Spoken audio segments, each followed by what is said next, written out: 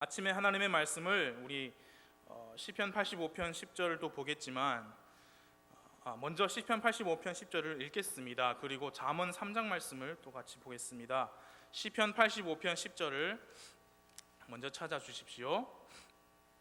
이 한 구절을 다 같이 읽겠습니다. 시편 85편 10절입니다. 시작. 긍휼과 진리가 같이 만나고 의와 화평이 서로 입 맞추었으며. 그리고 잠언 3장 3절에서 10절 말씀을 같이 보시겠습니다. 잠언 3장 3절에서 10절 말씀입니다.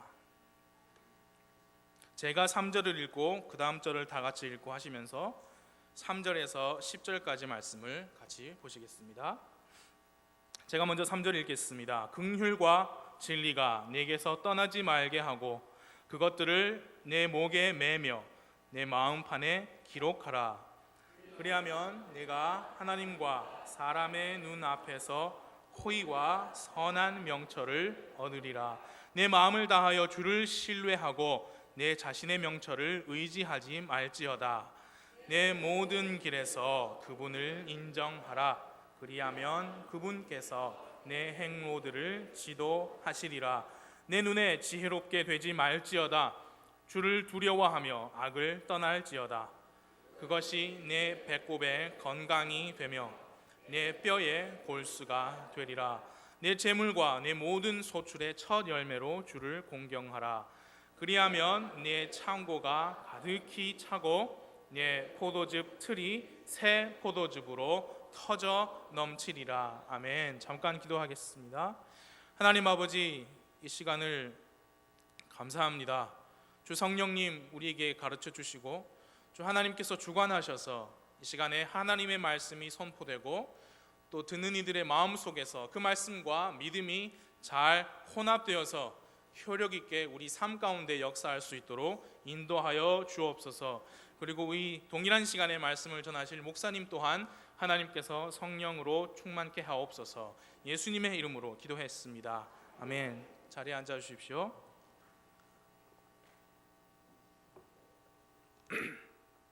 시편 85편 10절에서 긍휼과 진리가 같이 만난다 했습니다.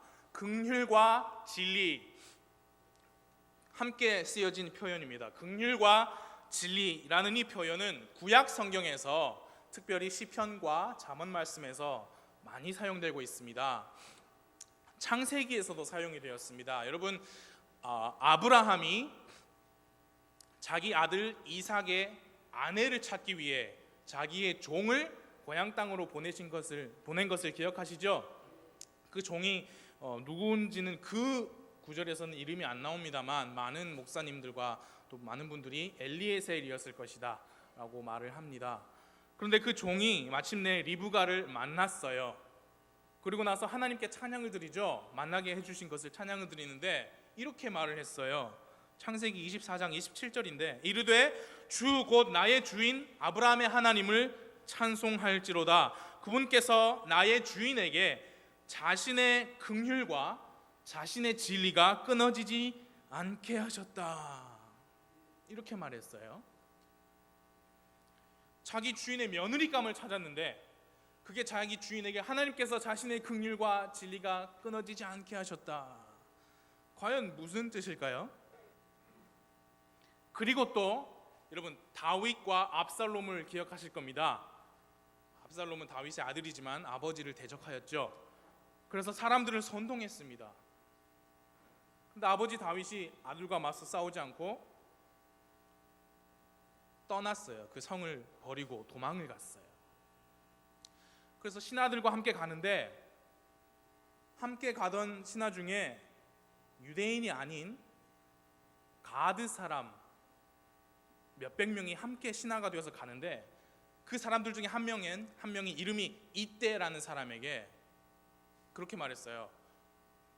너는 어제 오지 않았느냐? 지금 내가 상황이 힘들어서 떠나가는데 너는 내 형제들과 가족들과 함께 내 집으로 돌아가라. 그렇게 말하면서 이렇게 말했어요. 사무엘하 15장 20절입니다. 너는 단지 어제 왔거늘 내가 이날 너로 하여금 우리와 함께 올라가고 내려가게 하리요 내가 정처 없이 가나니 그러므로 너는 돌아가고 또 내 형제들도 데려가라. 긍휼과 진리가 너와 함께 있기를 원하노라. 이렇게 말했어요. 그럼 과연 구약 시대에 이 이스라엘 사람들에게 긍휼과 진리라는 무슨 의미였을까요? 구약 성경에서 긍휼과 진리라는 표현이 모두 13번가량 있는데요, 그 중에 4번은 긍휼과 진리 앞에 소유 대명사가 있습니다. 무슨 말이냐면 누구누구의 긍휼, 누구누구의 진리라는 표현이 4번이 있어요. 시편 57편 3절에 이렇게 말씀합니다. 그분께서 하늘로부터 보내사 나를 삼키려 하는 자의 모욕에서 나를 구원하시리로다. 셀라. 하나님께서 자신의 긍휼과 자신의 진리를 보내시리로다. 이 긍휼과 진리는 성경에 의하면 바로 하나님으로부터 나오는 것입니다. 그리고 2가지 다 하나님의 성품을 나타내는 단어예요. 그리고 우리 사람에게 있어서 이 2가지 하나님의 성품이 함께 작용하는 게 매우 중요합니다. 하나하나씩 생각해 보겠습니다. 먼저 긍휼이라고 하는 것은 불쌍히 여기고 동정하는 것. 이것은 비참하고 죄 많은 죄인들에게 베푸시는 하나님의 선하심으로 그분의 진리와 조화를 이룬다. 에스라 성경사전에서 긍휼을 이렇게 정의했습니다. 긍휼은 불쌍히 여기는 마음이에요.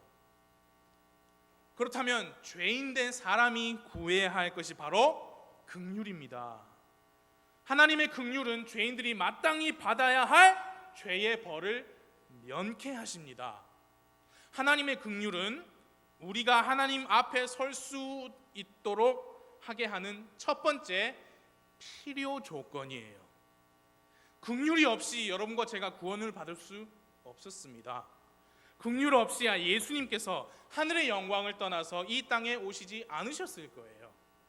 긍휼이 없이는 예수님께서 자신에게 욕하고 자신에게 침뱉는 사람들 앞에서 도살장의 어린 양처럼 침묵하지 않으셨을 겁니다.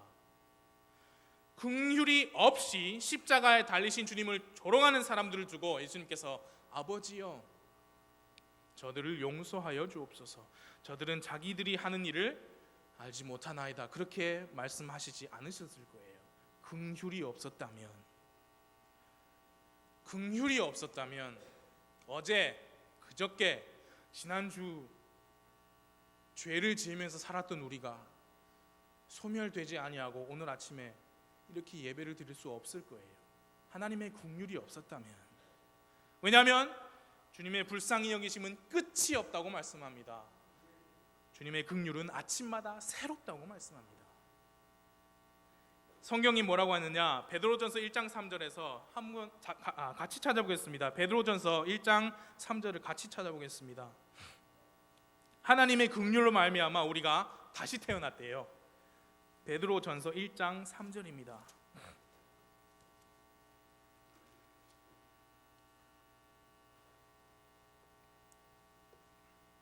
함께 읽어보겠습니다. 베드로전서 1장 3절 시작. 하나님 곧 우리 주 예수 그리스도의 아버지를 찬송하리로다. 그분께서 자신의 풍성하신 긍휼에 따라 죽은 자들로부터 예수 그리스도를 부활하게 하심으로 우리를 다시 낳으사 산 소망에 이르게 하셨으며. 성경 말씀을 잘 보십시오. 그분께서, 거기부터 잘 보십시오. 그분께서 자신의 풍성하신 긍휼에 따라 하고 사선을 쫙 한번 꺼보십시오. 긍휼에 따라. 그리고 죽은 자들로부터 예수 그리스도를 부활하게 하심으로 뒤에 또 사선을 꺼보십시오. 왜 그러냐면 그 사선과 사선 중간에 있는 부분을 빼고 제가 한번 읽어보겠습니다. 자신의 풍성하신 긍휼에 따라 우리를 다시 낳으사. 지금 이 성경 말씀이 그 말씀이에요. 여러분, 이래서 번역이 힘든 겁니다. 예를 들어 이런 거죠. 기다리고 기다리던 아버지의 승진. 그러면 기다린 게 뭐예요? 아버지의 승진이에요? 사랑하고 바라고 바라던 아버지의 승진. 아버지를 사랑한 겁니까?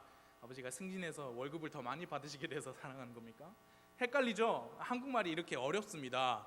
영어에는 쉬워요.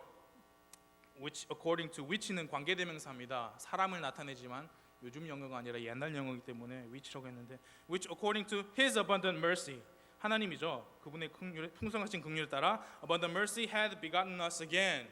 바로 다시 낳으셨다는 말이 바로 나옵니다. 하나님께서 우리를 다시 낳으셨는데 그분의 풍성하신 긍휼에 따라 우리를 다시 낳으셨대요.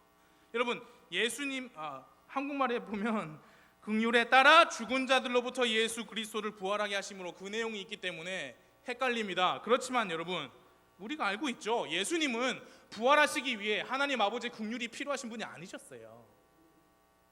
그분은 하나님이세요. 사망을 이기실 수 있는 능력이 얼마든지 있으신 분이세요.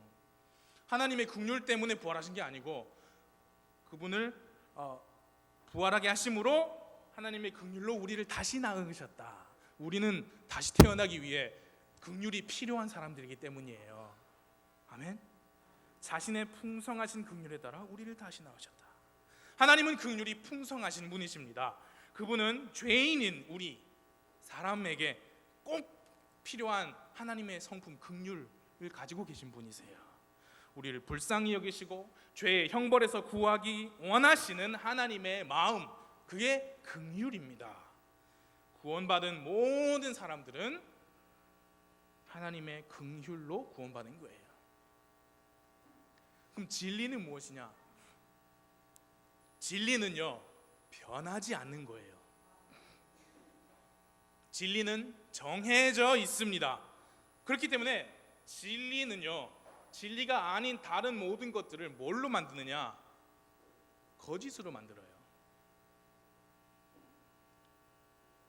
진리는 그렇게 냉정하고 차가운 것입니다. 미국의 영어 쓰는 사람들이 하는 표현 중에 진리에 대해서 딱딱하고 차가운 진리다, cold, hard truth, 그렇게 말하는 게 있어요. 진리는 그렇게 냉정해요.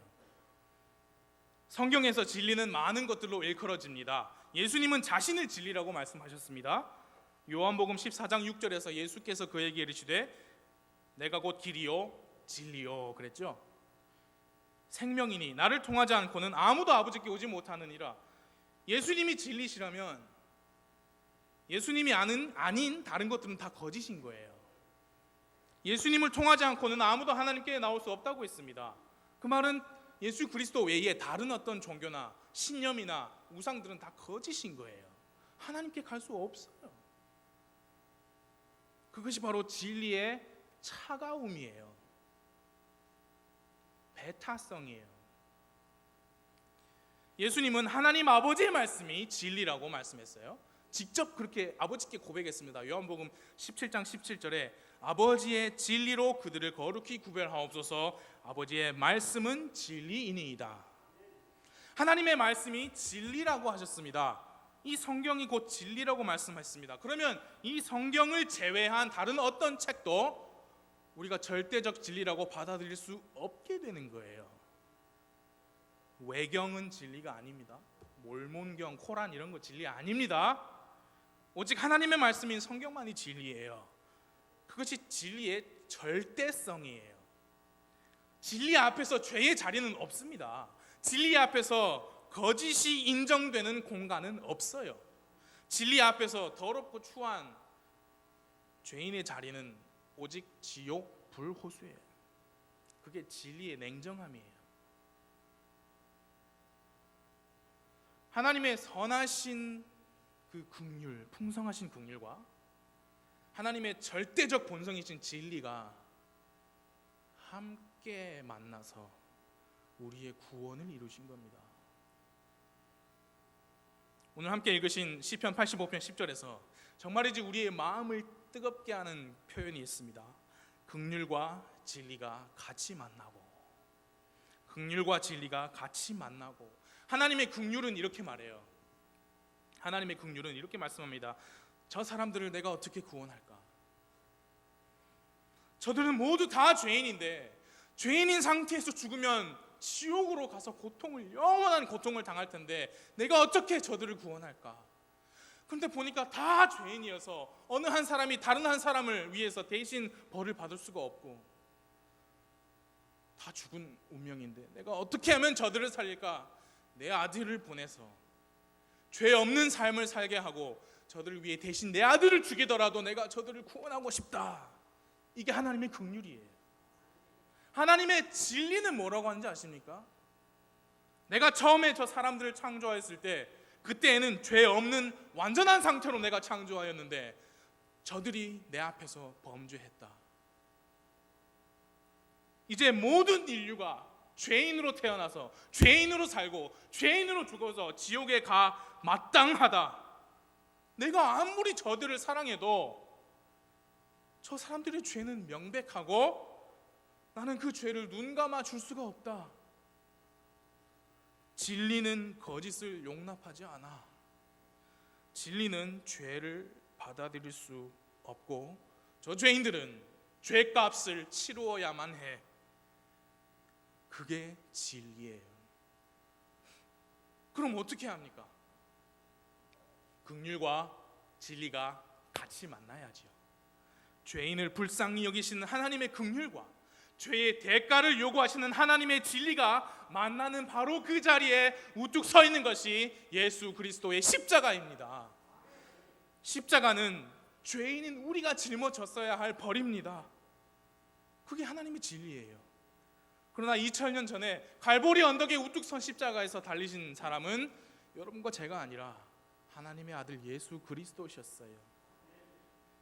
그것은 하나님의 긍휼입니다. 예수님은 처음에 하나님과 함께 계셨던 말씀이셨고 그분이 하나님이셨습니다. 그분은 말씀으로 우주 만물을 창조하신 창조주이세요. 그분은 처녀의 몸으로 이 사람으로 이 땅에 오셔서 죄가 전혀 없으신 삶을 사신 완전하신 분이셨습니다. 하나님의 아들이셨고 사람의 아들이셨습니다. 죄 없으신 그분이 그렇게 십자가에서 여러분과 저의 죄의 형벌을 대신 받으셨어요.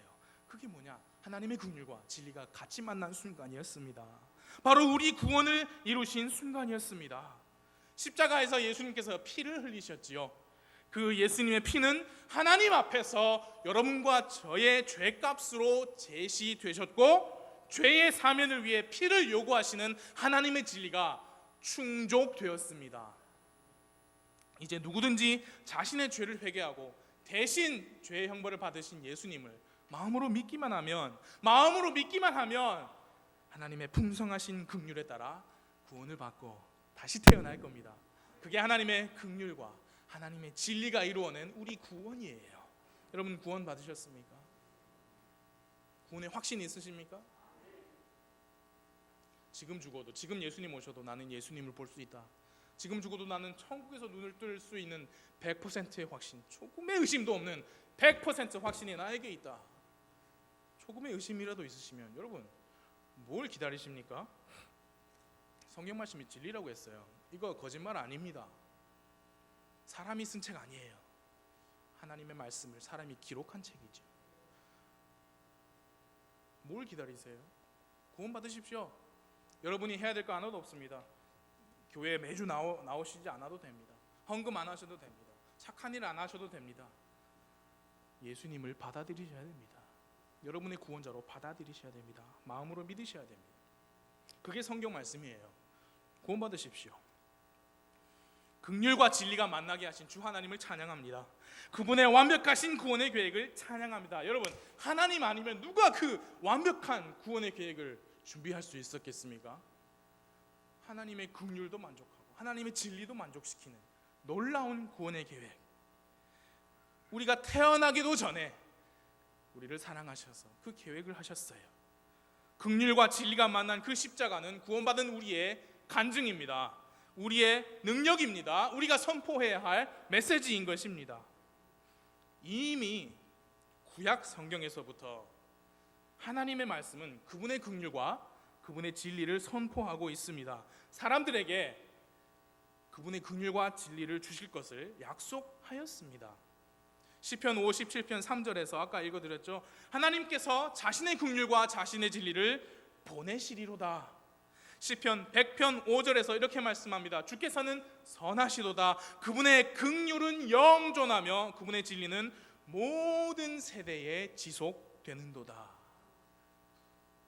긍휼과 진리는요, 하나님으로부터만 나오는 거예요. 바로 하나님 아버지 홀로 유일하신 구원의 하나님이요, 절대자 하나님이요, 그분과 같은 이가 없다는 것을 증명하는 것입니다. 시편 57편 10절에서 이렇게 말씀합니다. 주의 긍휼은 커서 하늘들에까지 미치며 주의 진리는 구름들에까지 미치나이다. 시편 89편 14절에서 정의와 판단의 공의가 주의 왕좌의 처소이며 긍휼과 진리가 주의 얼굴 앞에서 가리이다. 하나님의 긍휼과 진리는 그분만이 영광을 받으시기에 합당한 분임을 증명합니다. 시편 115편 1절에서 오 주여 영광을 우리에게 돌리지 마옵소서, 우리에게 돌리지 마옵소서. 주의 긍휼과 주의 진리로 인하여 주의 이름에만 영광을 돌리소서. 하나님의 긍휼과 진리는 또한 뭐냐? 우리 사람들로부터 불법을 정결하게 하는 능력입니다. 잠언 16장 6절에서 긍휼과 진리로 말미암아 불법이 정결하게 되며, 그 긍휼과 진리가 만난 데가 어디라고요? 십자가로 우리의 불법이 정결하게 되었지요. 이제 구원받은 우리에게, 구원받고 그리스도인의 삶을 살아가는 우리에게 긍휼과 진리는 어떤 의미가 있는지 오늘 오전에 말씀을 함께 나누기 원합니다. 지금까지는 긍휼이 무엇이고 진리가 무엇이고 왜 그들이 만나야 되는가 이를 배웠습니다. 하나님께로부터만 온다. 그리고 그로 인해 우리가 구원을 받았다. 그러나 성경은 거기에서 그치는 게 아니에요. 여러분, 구원받은 건 중요합니다. 그러나 그게 끝은 아니에요. 구원받으신 지 얼마 안 되신 여러분, 끝이 아닙니다. 이제 시작이에요. 잠언 3장을 함께 보시겠습니다. 잠언 3장. 함께 읽었던 잠언 3장 3절부터 보겠습니다.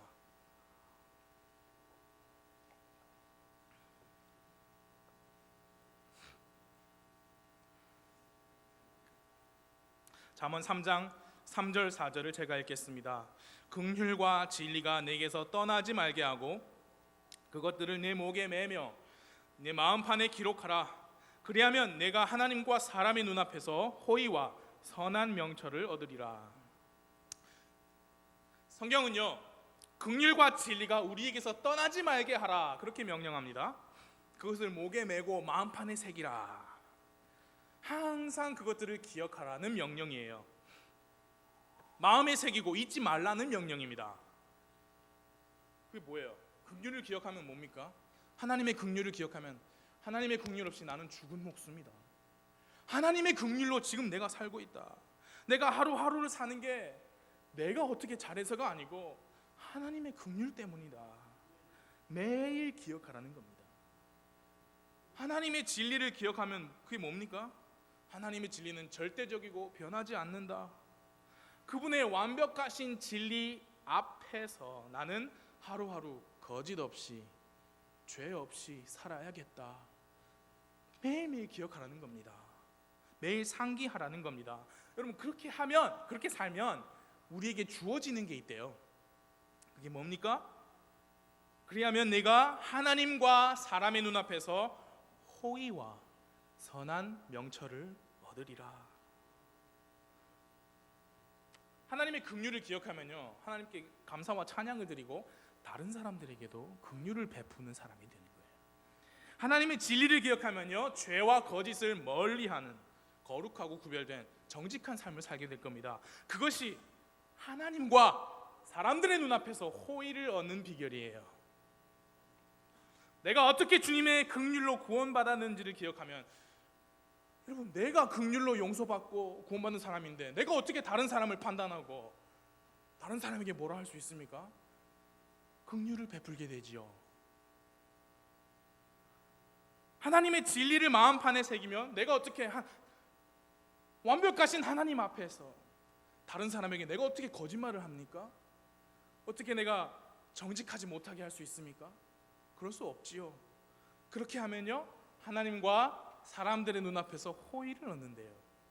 여러분, 그리스도인 여러분, 사람들과 하나님의 눈앞에서 호의를 얻기 원하십니까? 주님의 긍휼과 진리를 생각과 마음에서 떠나지 말게 하십시오. 항상 그것을 되뇌이고 상기하십시오. 그리하면 호의를 얻어요. 특별히 우리 그리스도인들이 더 그렇잖아요. 이 사회에서 우리 신앙이라는 이름으로 불이익을 당할 수도 있고 핍박을 당할 수도 있는 이 사회에서 사람들 앞에서, 하나님 앞에서 호의를 입으려면 이렇게 해야 돼요. 긍휼과 진리를 떠나지 말게 하십시오. 잠언 3장 5절과 6절을 보십시오.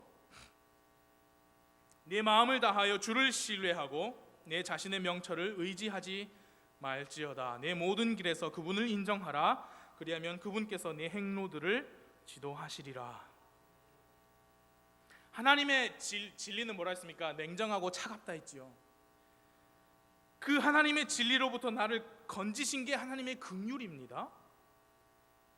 여러분, 하나님의 진리를 만족시키기 위해서 우리가 할 수 있었던 것은 아무것도 없죠.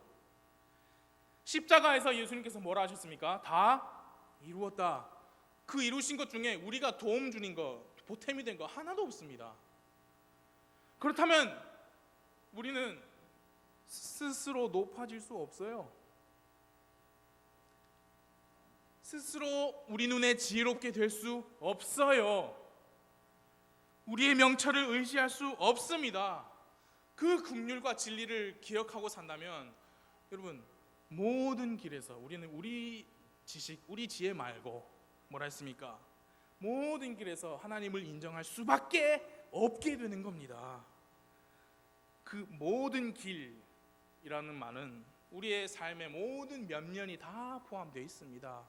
우리의 교회 생활도 그렇고요, 가정 생활도 그렇고요, 직장 생활, 학교 생활, 여러분의 문화 생활, 여러분의 개인적인 바램, 개인적인 취미, 여러분이 소중하게 생각하는 사람, 소중하게 생각하는 어떤 것, 물건, 여러분의 비밀스러운 부분까지 다 그 모든 길이에요.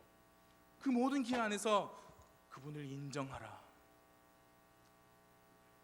그리하면 하나님께서 여러분의 행로들을 지도하실 겁니다.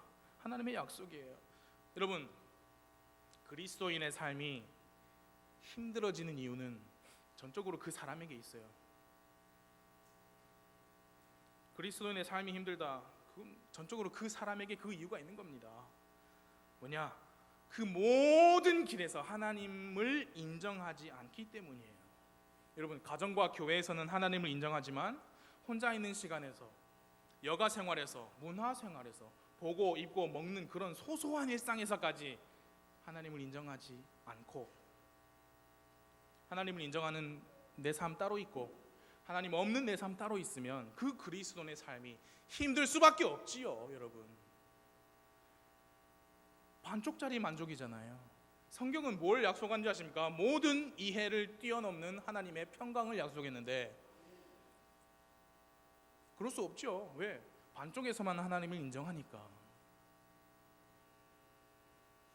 예수 믿으면 만사 형통하고 복을 받는다는 말이 가짜인 이유가 바로 거기 있는 거예요. 그걸 번영복음이라고 이름을 붙였어요. 복음도 아닌데 왜 복음이라고 부르는지 모르겠어요. 번영복음은 복음이 아닙니다. 그럼 복음이라고 부르지를 말지. 하나님의 복을 받는 비결은 모든 길에서 그분을 인정하는 거예요. 자신의 명철을 의지하지 말고 주 하나님만 신뢰하는 겁니다. 어떻게 그렇게 할 수 있습니까? 3절이에요. 긍휼과 진리가 마음에서 떠나지 말게 하라. 너에게서 떠나지 말게 하라. 하나님의 긍휼과 하나님의 진리를 항상 내 마음속에 두고 살면 그렇게 할 수 있습니다. 잠언 3장 7절 8절을 보십시오. 내 눈에 지혜롭게 되지 말지어다. 주를 두려워하며 악을 떠날지어다. 그것이 내 배꼽에 건강이 되며 내 뼈에 골수가 되리라. 왜 그리스도인이 자기 눈에 지혜롭게 됩니까? 하나님은 분명히 긍휼과 진리 두 개를 함께 가지고 있으라고 했죠. 지금부터 잘 들어주십시오. 그리스도인들을 향한 설교는 지금부터입니다. 긍휼과 진리 두 개를 다 말씀했어요. 너에게서 떠나지 말게 하라. 왜 그리스도인이 스스로 자기 눈에 지혜롭게 되는지 아십니까? 긍휼만 주장하고 진리는 잊어버리니까 그런 거예요. 설명을 드리겠습니다. 하나님께서 긍휼이 풍성하신데 뭐 이 정도는 봐주시겠지. 지금 은혜로 구원받은 은혜의 시대 아닙니까? 모든 게 다 은혜 아래 있으니까 괜찮은 거 아닙니까?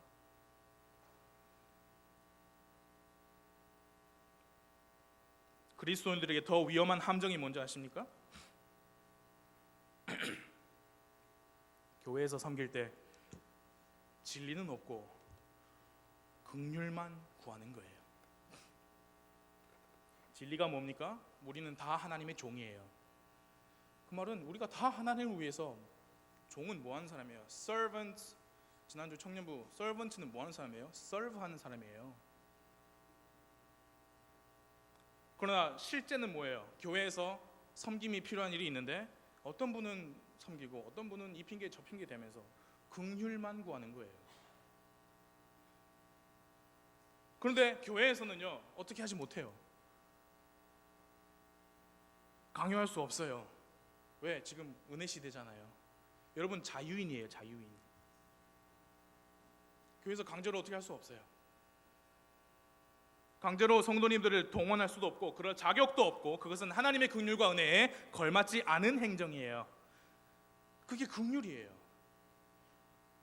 그런데 그리스도인들이 이 긍휼만 바라고 진리가 없으면요, 중구난방돼요. 질서가 무너집니다.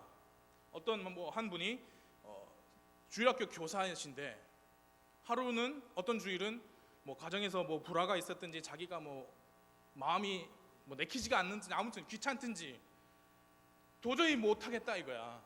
실제로 그런 게 아니고 예를 들어 그런다고 그분이 주일학교 시간에 아이들은 모여 있는데 집에서 쉬고 있으면 그 질서가 무너진 거예요.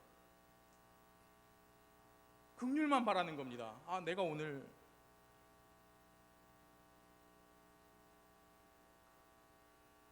성경은 분명히 말씀합니다. 고린도전서 4장 1절 2절에서 사람이 마땅히 우리를 그리스도의 사역자여 하나님의 신비들을 맡은 청지기로 여길지어다. 여러분 청지기 맞으십니까? 또한 청지기들에게 요구되는 것은 신실한 사람으로 드러나는 것이라. 그게 진리예요. 뭐가 진리냐? 구원받는 사람들은 신실한 청지기로 드러나야 돼요. 그게 진리예요. 진리는 차가워요. 냉정합니다.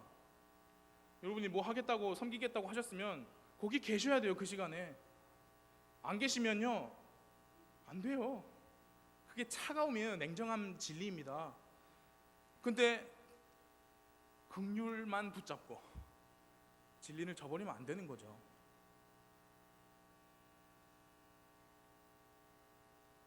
그러면 이제 교회 입장에서는 어떡합니까? 진리만 선포하고 긍휼 없이 해도 됩니까? 아니죠. 성도님들 입장에서는 긍휼만 구하고 진리는 무시해도 됩니까? 아니죠. 교회에서 신실함만 요구하면서 예배에 절대 참석해야 되고 예배 한 번이라도 빠지면 뭐라 하고 손가락질하고 비난하는 그런 분위기를 조장하고, 그게 뭐냐? 긍휼은 없고 진리만 강조하는 거예요. 성도님들은 그럼 오전에는 계시고 오후에는 안 계시고 이런 일 저런 일 때문에. 왜냐하면 오후에도 섬길 일이 많거든요. 섬기는 일은 다 오후에 있거든요. 하나님의 풍성하신 긍휼만 의지하고 공적인 예배, 식사 준비, 식사 후 정리, 오후 예배 후 청소, 찬양대 연습, 찬양대 연습 끝나도 정리하신 분 또 계십니다. 그런 분은 제껴도 돼요?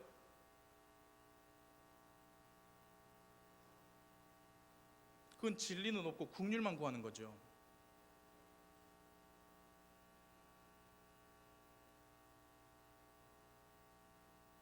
여러분, 한번 구원받으면 그걸 잃어버릴 수 없죠.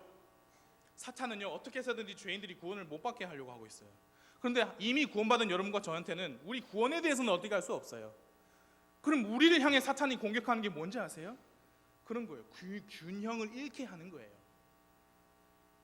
사탄이 원하는 교회가 어떤 교회인지 아세요? 긍휼은 없고 진리만 강조하는 교회. 성도들 사정은 눈꼽만치도 생각 안 하고 진리만 강조하는 교회. 사탄이 그걸 왜 원하냐면 일은 척척 잘 되겠죠. 그러나 성도들 마음에 기쁨이 없어요. 모든 이해를 뛰어넘는 하나님의 평강이 없어요. 일은 잘 되겠죠. 섬김의 기쁨이라는 게 없어요. 사탄이 원하는 그리스도인의 모습이 뭔지 아십니까? 구원은 어떻게 할 수 없어요. 그러나 진리는 무시하고 긍휼만 바라게 하는 거예요. 하나님의 명령을 잘 알고 있습니다. 너희는 하나님의 왕국과 그분의 의를 첫째로 구하라. Seek ye first. 그거 잘 알고 있는데 자기가 이제 구상하는 거예요. 그래서 하나님의 왕국과 그분의 의는 한 세 번째, 네 번째 두고 그 위에는 내 계획이 올라가 있고 내 구상이 올라가 있고 스스로 지혜롭게 되는 거예요. 그래서 내 계획대로 살아가는 그리스도인, 은혜와 긍휼에 감사하는 게 아니라 도리어 그것들을 육신의 기회로 삼는, 사탄이 원하는 게 그 모습이에요. 이것도 아니고 저것도 아니에요. 이것도 옳지 않아요. 교회에서 진리만 하는 것도 옳지 않고요. 성도님들이 긍휼만 강조해도 옳지 않아요. 어떻게 해야 돼요? 만나야 돼요. 하나님의 말씀을 곰곰이 생각해 보십시오. 마태복음 6장 33절에 유명하죠. 오직 너희는 첫째로 하나님의 왕국과 그분의 의를 구하라. 그게 진리예요. 진리는 차가워요. 그렇게 안 하면 하나님의 진리 앞에서 우리가, 그게 진리인데요. 긍휼이 바로 그 다음에 와요. 그리하면 이 모든 것을 너에게 더하시리라. 그게 긍휼이에요.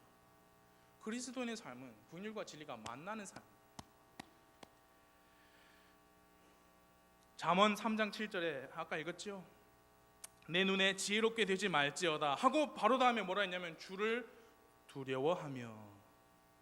내 눈에 스스로 지혜롭게 되지 마라. 주를 두려워해라. 왜냐하면 잠언 1장 7절에서 주를 두려워하는 것이 지식의 시작이다. 잠언 9장 10절에서 주를 두려워하는 것이 지혜의 시작이다. 예, 네가 스스로 아무리 지혜롭게 되본들 주님을 두려워하는 것이 진정한 지혜고 진정한 지식이다. 그겁니다.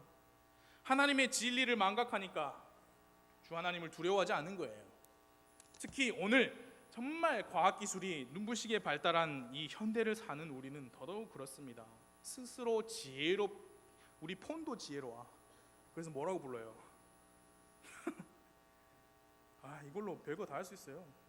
이거 손 까딱까딱만 하면 미국에 있는 은행에 돈 그냥 30초 만에 보낼 수 있어요.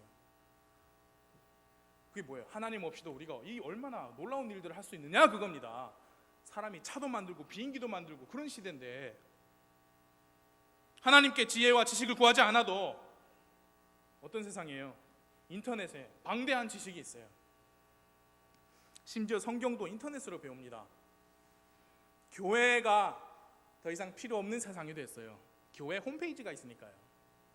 목사가 필요 없는 세상이 됐습니다. 인터넷에 목사들이 설교 널렸어요. 실시간으로 들을 수 있어요. 언제 어디서나 이동하면서. 목사와 교사가 필요 없는 세상이 되었습니다. 왜? 구글이 나의 선생이 되었으니까. 그리스도인의 교제가 필요 없는 세상이 되었습니다. 어떻게 해요? 페이스북과 카카오 스토리가 있으니까. 네 눈에 지혜롭게 되지 말지어다 했습니다. 야고보서에서는 너희는 많이 선생이 되지 말라. 그만한 책임이 뒤따르기 때문이에요. 7절에 그게 바로 그거예요. 지혜롭게 되지 말라. 그 다음에 주를 두려워하라. 주님을 두려워하십시오. 주님을 두려워하십시오. 주 하나님이 두렵지 않습니까? 하나님이 두렵지 않으세요? 하나님이 두렵지 않으세요? 하나님의 진리를 잊으셨기 때문이에요. 여러분 삶에 악이 있습니까? 하나님의 긍휼을 잊으셨기 때문입니다. 긍휼과 진리가 내게서 떠나지 말게 하라 했어요. 잠언 3장 9절과 10절을 보십시오. 그리하면 내 창고가 가득히 차고 내 포도즙 틀이 새 포도즙으로 터져 넘치리라. 구절을 제가 띄웠네요. 네 재물과 내 모든 소출의 첫 열매로 주를 공경하라. 우리는요, 하나님께 물질을 드림으로써 주님을 공경해야 합니다. 그렇게 하지 못하는 이유는 3절이에요. 긍휼과 진리가 항상 거기 있지 않기 때문이에요. 여러분, 하나님은 무턱대고 다짜고짜 헌금해 그런 분 아니에요. 그분이 먼저 우리에게 긍휼과 진리를 주셨잖아요. 맞습니까? 그분이 다 이루셨어요. 우리가 한 거 하나도 없어요. 그 긍휼을 받고 그 진리를 받고 우리 마음판에 새기라고 하셨습니다. 모든 길에서 그분을 인정하라고 하셨습니다. 그리하면 우리가 하나님과 사람 앞에 호의를 입게 된다고 하셨습니다. 그분의 호의를 입고 모든 행로에서 그분의 지도하심을 받는 우리가 하나님께서 주신 물질을 드리는 게 마땅한 겁니다. 마땅한 거예요. 하나님께서 베푸신 긍휼과 진리, 그로 인해 우리가 누리게 된 복에 감사해서 그 복의 근원이신 하나님께 드리는 것, 그게 그분을 공경하고 그분을 인정하는 거예요. 나한테 있는 이 모든 게 다 하나님께서 주신 것이다 라는 것을 인정하는 거예요. 드리는 것. 그리하면 뭐라고 했어요? 내 창고가 가득히 차고 내 포도즙 틀이 새 포도즙으로 터져 넘치리라. 여러분, 이건 번영신학, 아까 말한 번영복음이 아니에요. 하나님의 약속이지요. 예수 믿으면 다 잘 된다, 그거 아니잖아요. 어떻게 하라 그랬어요? 긍휼과 진리가 내 마음에서 떠나지 말게 하면. 여러분, 우리 각자의 삶을 돌아보시기 바랍니다. 우리가 받은 구원부터 시작해서 하나님께서 주신 복을 세보십시오. 그리고 그것들이 다 어디에서 왔느냐? 하나님의 긍휼과 하나님의 진리에서 온 거예요. 잊지 마십시오. 긍휼과 진리가 내게서 떠나지 말게 하고 그것들을 내 목에 매며 내 마음판에 기록하라. 이 긍휼과 진리는 우리 그리스도인의 삶의 시작일 뿐 아니라 우리가 그리스도인의 삶을 살아가게 하는 하나님의 능력입니다. 그 삶의 균형을 맞추는 저울입니다. 한쪽으로 치우치지 마십시오. 저도 그렇고 교회에서도 그렇고 여러분도 그렇고 같이 만나서 균형을 이루어야 됩니다. 하나님의 긍휼과 진리로 인하여서 그분께 감사하는 삶을 사는 것뿐만 아니고 다른 이들에게도 긍휼이 넘치고 진리로 대하는 삶을 살 수 있게 되는 겁니다. 하나님의 풍성하신 긍휼에 감사해서 그분의 진리를 배우고 진리대로 사는 것, 그게 그리스도인의 삶이에요. 그게 긍휼과 진리가 만나는 모습입니다. 여러분의 삶에서 그 균형이 어떻게 잡혀 있는지 오늘 아침에 돌아보시고 하나님 앞에서 올바른 관계를 유지하시기 바랍니다. 기도하겠습니다.